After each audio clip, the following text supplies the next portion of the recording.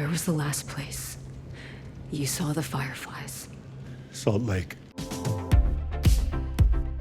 Hey, welcome back to ScreenCrush. I'm Ryan Airy, and let's talk about the ending of The Last of Us Season 2, Episode 2. And specifically, I want to talk about the...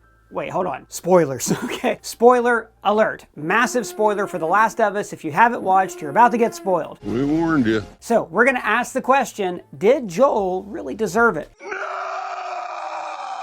Now, in a bit, I'm going to discuss this with Dodson Seitz and Cameron Kasky, and I know that we're all excited for The Last of Us to return, but we should take a moment to remember the fallen with these new designs we just made for our merch store. We have this Firefly Look for the Light graffiti shirt, and this broken watch to commemorate Outbreak Day 2003, Where Were You When It Happened? Or you can become a member of the Alpine Clicker Patrol. Links for all of these are below, and now you can become a store member to earn rewards and get free stuff. So, Abby murdering Joel set the gaming world on fire. So, in this video, we're going to frame this moral debate. And by the way, please let me know in the comments if you think Joel deserves it. And I want to talk about how this controversial story point actually sets up the game's central idea. Is humanity worthy of survival? Now, this debate was still present in the original game. When Joel decides to kill the Fireflies and save Ellie, the game forces you to play as him whether or not you agree with his decision. If you want to finish the game, you are helpless at this moment. And in a way, so was Joel. Because of his trauma, he was incapable of making any other decision. He had to save Ellie. And the second game just keeps torturing us like this. You have to play as Abby early in the game before you know why she is even in Jackson. And at first, you think she's just some kid who gets in over her head until Joel saves you. So Abby killing Joel is supposed to set up a pretty straightforward revenge story. Abby killed Ellie's father, so...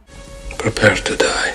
But The Last of Us twists this idea in the show and in the game. For about half of the game, you have to play as Abby. And I don't know about you guys, but I fucking hate Abby. I watched this episode and I wanted her to die because I love Joel. But this is precisely the point. The game is trying to show us the humanity in everyone. Abby is also on the hero's journey. Joel killed her father, so... prepare to die. Human beings are social animals, but we're also inherently tribal animals. We've always found ourselves in small collectives, and we group the world into two groups: us and them. Ellie and Abby have very similar backstories and motives, but Ellie is one of us. Abby is one of them. But this is the exact same mentality that Joel had at the end of season 1. He saw Ellie as part of his tribe, and he didn't care that the rest of humanity could be saved by her death. Ellie was us, and everyone else was them. The problem is, tribalism does not heal the world. It only creates a cycle of violence. The cordyceps fungus is beating humanity because the fungus works together. They're connected through a hive mind, and there's even evidence in this episode that they share some kind of telepathic link. And then you have human beings. After Outbreak Day, our civilization fell apart. People turned on each other. Governments took away basic freedoms, and in some cases, people literally started to eat each other. So this goes back to the basic question of this franchise. Are people worthy of survival? Now,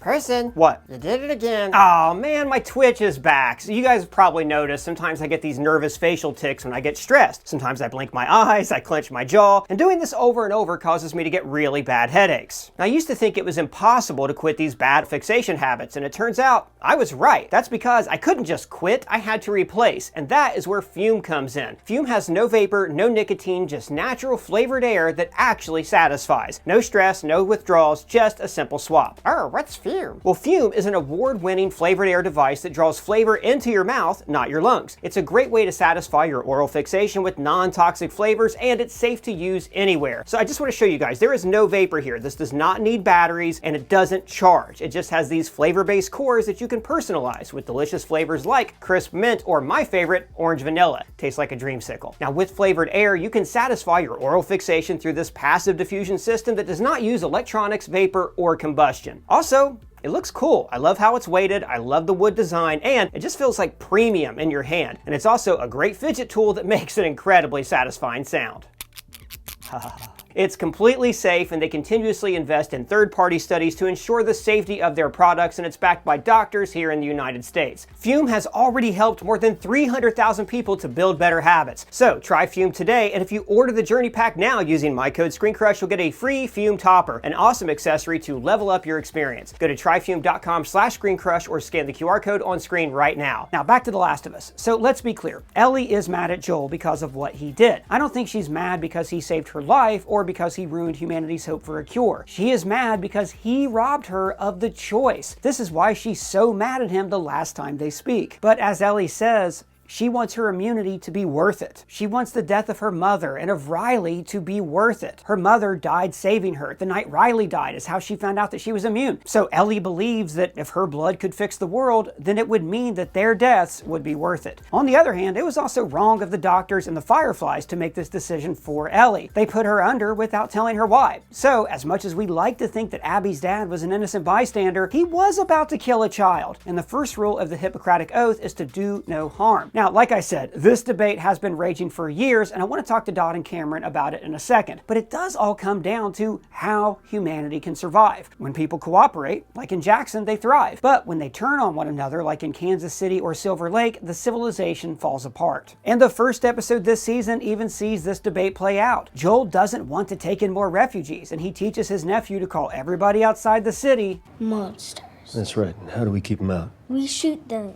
Whereas in the original game, it's like Joel is the monster, or we are the monster, except we're the cordyceps inside of Joel, making him kill all of these people. So the show does a great job of furthering this concept that we're the product of our environment, and maybe we really don't have any free will. So that brings up the question, can we even judge Abby for her actions? So to help me answer this question, I want to talk to Dotson Sites, who writes our breakdowns of The Last of Us, and Cameron Kasky, the intern that we fire every week.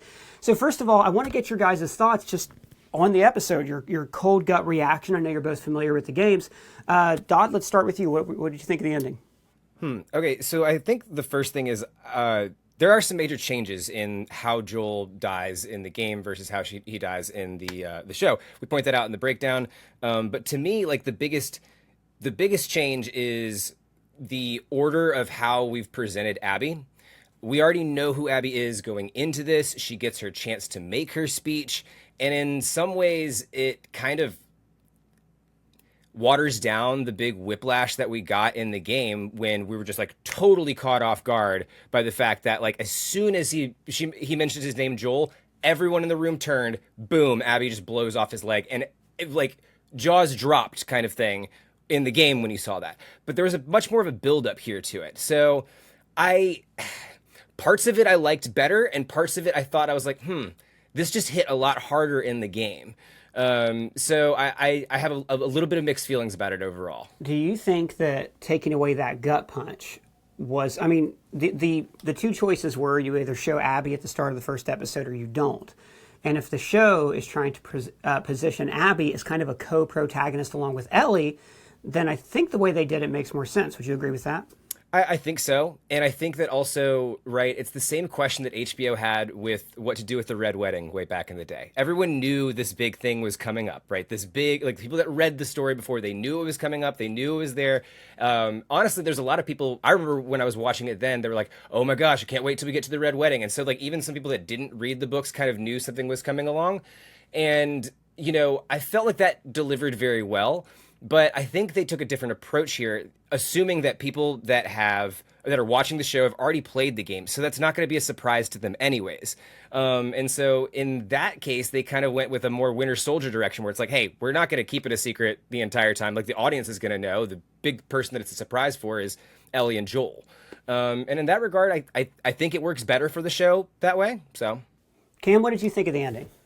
I think bringing up Game of Thrones really works here because I was thinking a lot about Game of Thrones when I was watching this episode for a lot of reasons, one of which being Abby is the protagonist of her own story, and it's very clear to us that if we were watching a show from Abby's perspective, we would totally be on her side, and her killing Joel would be seen as this terrific victory and the audience would love it. And that's very similar to Game of Thrones, where really all the characters nobody's necessarily the good guy or the bad guy, and there's a lot of characters. Let's talk Joffrey and Ramsay. There's some mustache twirlers in there for sure. But I totally.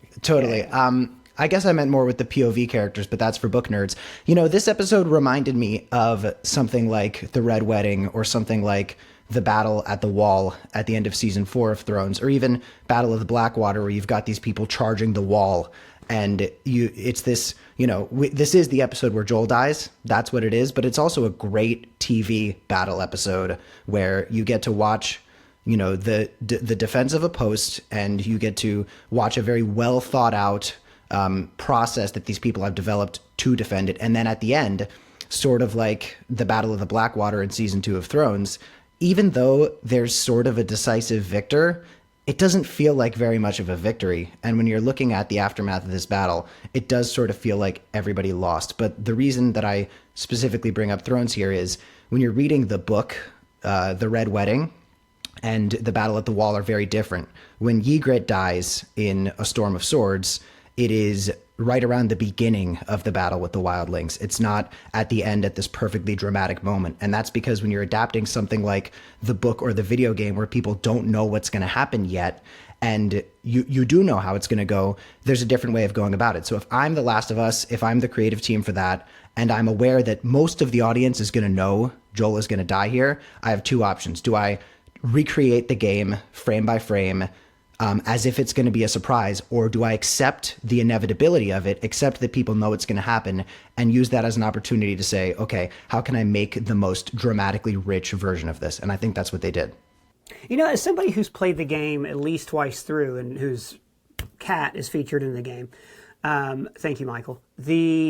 The thing that I really appreciated about this episode, and it might be controversial for fans, was the inclusion of the battle. Because in the game, it would have been too much. It would have detracted from Joel's death.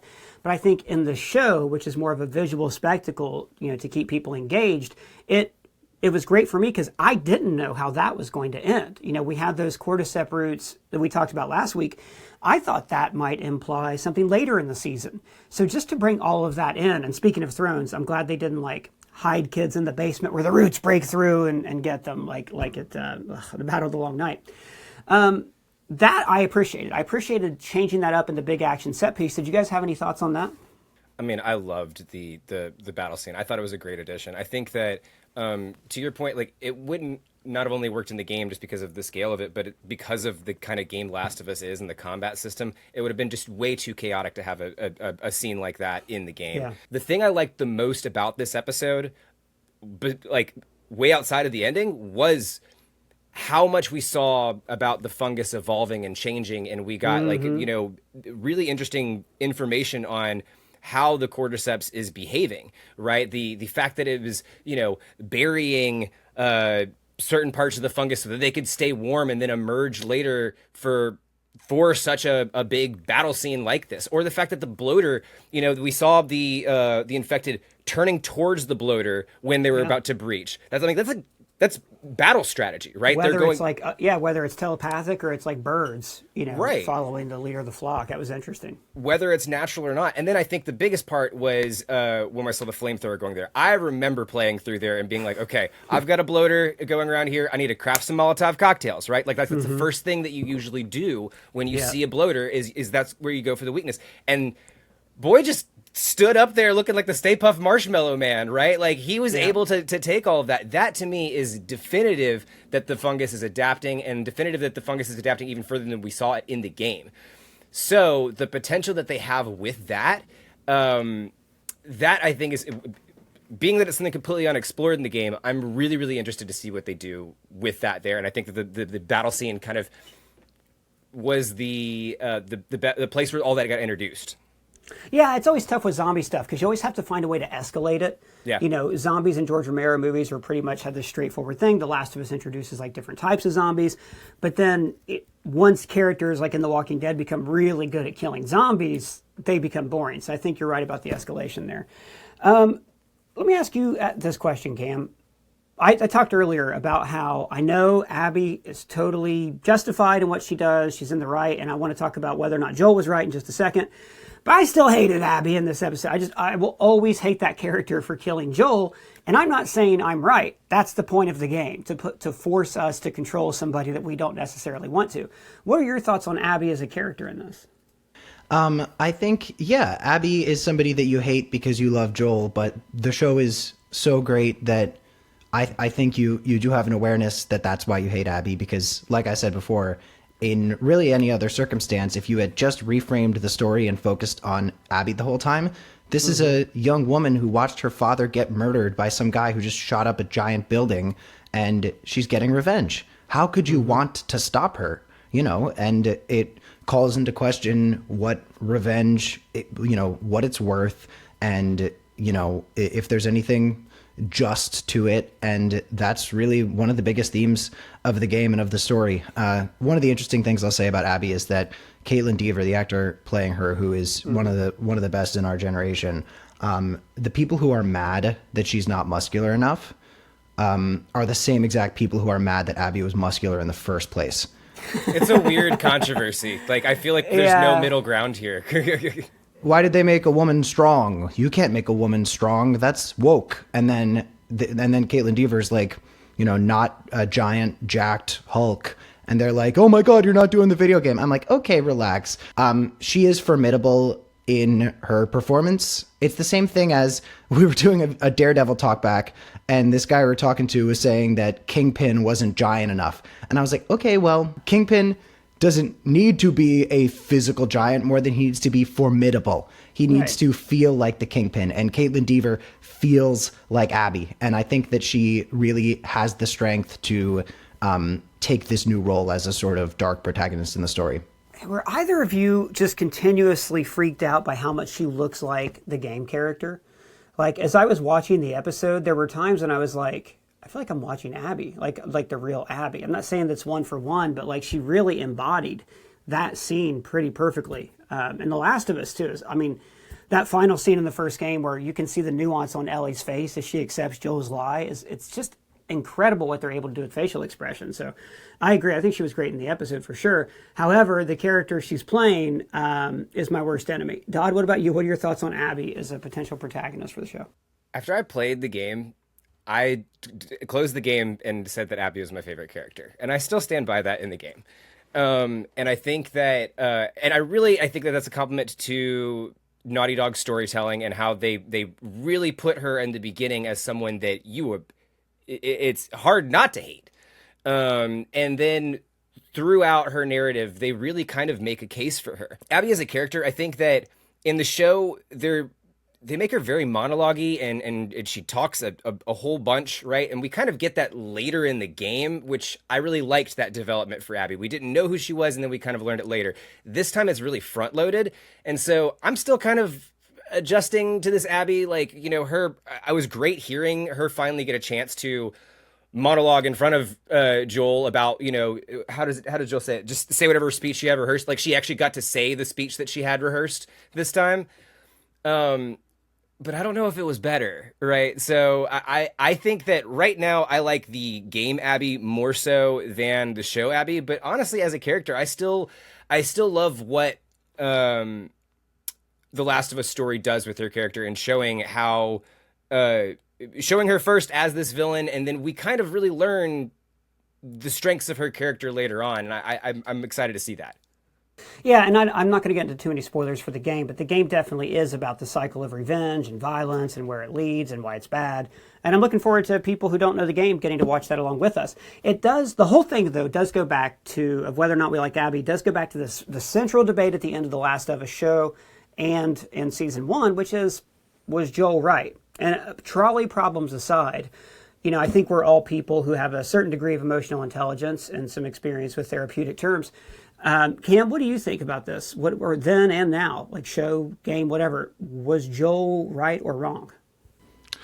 I think that dives a little far into philosophy in a way that I'm not necessarily psychologically equipped to do. What I can say, Joel believed he was right, and therefore he did what he thought was right. And that makes him the hero of his story, the same way that Abby is the hero of her story.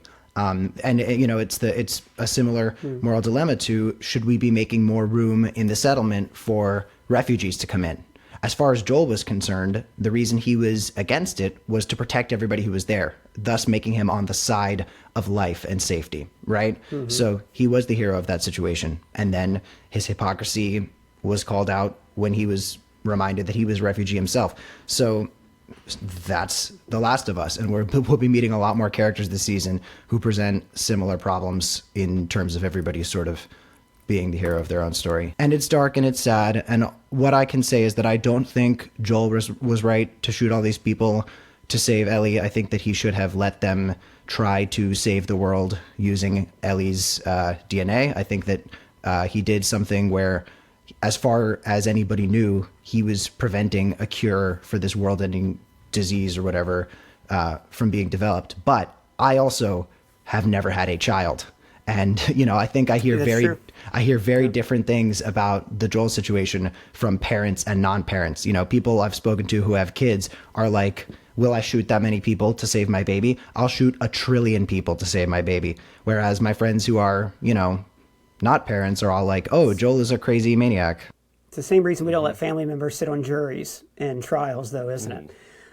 It's interesting, though, that we bring this up, Joel's xenophobia, us and them, but when it came to helping Abby, he didn't hesitate in the game. Like we know it's him, and if you haven't, if you're paying attention and you haven't played the game, there's a frame where his hand enters and you see his watch and and it's a great little suspenseful moment. So in that instance, when it's like this poor girl who needs help, he didn't hesitate, right? Right. And he did give them a choice in The Last of Us. Before I get into what I think about it, Doug, what about you? Is Joel right?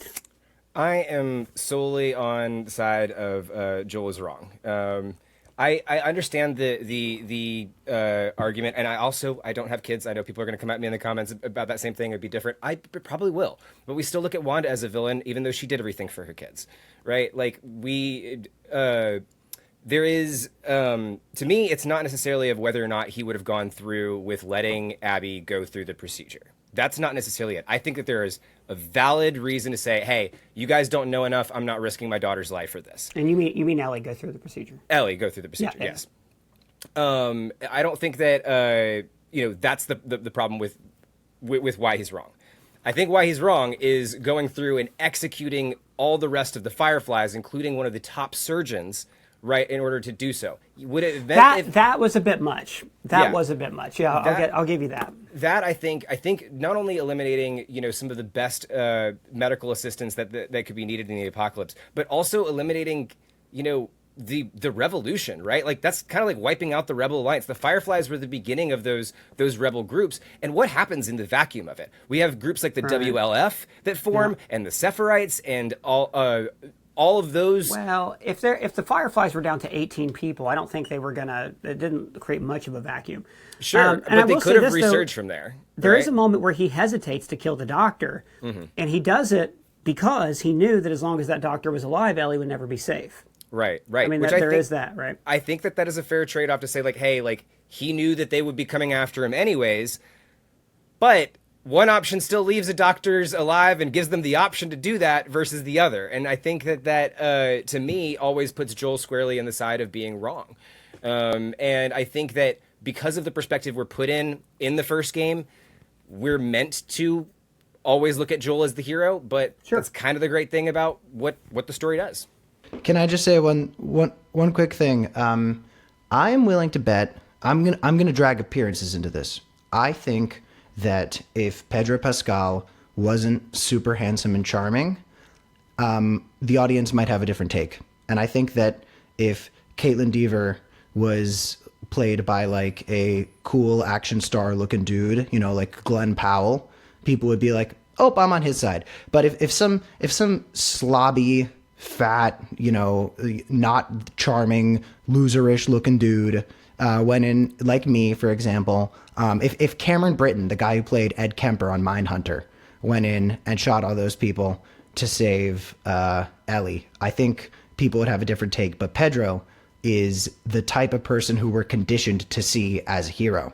And Caitlin Dever, this young woman, is the type of person that we are taught to believe is more irrational necessarily. So I think if you had switched Joel and Abby, people might have a different take, and it goes a lot into perspective, and again, like, how we're told the story and how that affects the way that we see these things. Do you think that might be one of the reasons why they went with like a less masculinized version of Abby with Caitlin Dever? I mean, like, whether or not it's right or wrong, one could argue that they tried to make that decision to possibly make sure that a general audience wouldn't immediately vilify her even more so. I just think they cast the right person, and she probably bulked up. But Abby in the game, like, that's not, I mean, that's a healthy dose of genetics when you get that jacked. You know what I mean? Like, that's a lot to ask of an actor for a series. And I think she's put on a phenomenal performance so far. It's interesting, too, like you talk about appearances, Cameron, how in this universe, the bad guys are supposed to be obvious. They're the monsters. They're the bloaters. There's the human beings who look grotesque. But what's so brilliant about it is it's looking at the inhumanity inside all of us and not just in the zombies. And it goes back to that question that I asked earlier. Does humanity deserve to live? And the best post-apocalyptic stories, Battlestar Galactica, Last of Us, center on this question. Not can we survive, but should we even bother? Or are we a disease upon this planet? So to that point, the last thing I want to ask here is, do you think that, given that Abby was on a hero's journey and everything, do you think that Joel deserved what he got? Dodd?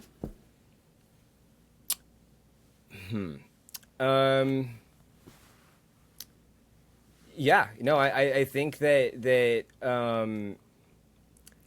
Joel has constantly, and mostly because he was the protagonist in the first game and we were the ones playing him, right, has gotten away with a lot. He's been able to get away with much more than anyone that we would normally vilify in this apocalyptic world has. Like, he's been able to especially in the show.